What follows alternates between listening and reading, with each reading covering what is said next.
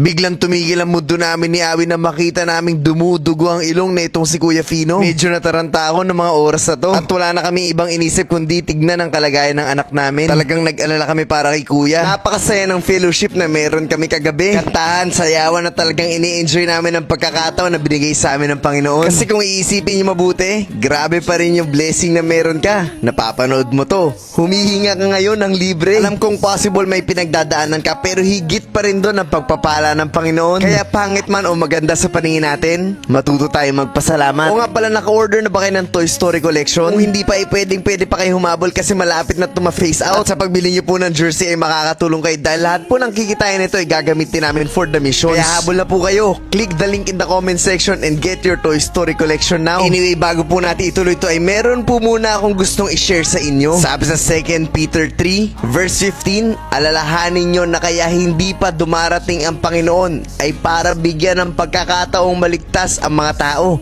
Gaya nga ng mga isinulat sa inyo na mahal nating kapatid na si Pablo sa pamamagitan ng karunungan ibinigay sa kanya ng Panginoon. Nyo po na imagine ko na kapag nandun na tayo sa dulo ng hininga natin, hindi na magmamatter yung mga problema na pinoproblema natin ngayon. Ang iisipin natin, saan ba ako pupunta? Langit o impyerno? Dalawa lang naman yung pagpipilian at dito sinabi kung gaano naghihintay ang Panginoon para lang mailigtas ang lahat. Imaginein mo, dumating siya ngayon. Hindi ka pa totoong sumasampalataya sa kanya at nabubuhay pa rin ayon sa makasalanang mundo. At habang napapanood mo to ay binibigyan ka ng pagkakataon ng Panginoon para tanggapin siya bilang Lord and Savior ng buhay mo. Huwag mong hintayin yung bukas kasi hindi natin alam kung ano mangyayari sa future. Sa loob ng ilang segundo, ilang minuto, pwedeng merong mangyari. Ang tanong, sa oras na mangyari yon, na kay Jesus ka ba? O nasa mundo? Today is the day of salvation. Eto, ngayon habang nanonood ka, hindi mamaya, hindi bukas, hindi sa isang araw, hindi sa isang linggo. Papalagpasin mo ba to? Just because feeling mo mahaba pa yung oras mo? You have a chance right now and I pray na talagang kilalanin mo ang Panginoon sa buhay mo.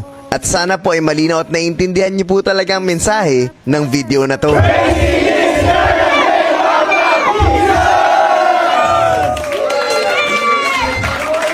Isang hapon lubos kami nag-alala na itong si Awi nang makita namin na biglang dumugo ang ilong na itong si Kuya Fino. Hindi namin alam kung ano nangyari. Wala naman siyang ginagawa. Blessed din ako na meron akong asawa katulad ni Awi. Dahil sa mga ganitong pagkakataon, hindi siya nagpapanik. Kalmado lang at alam niya ang gagawin.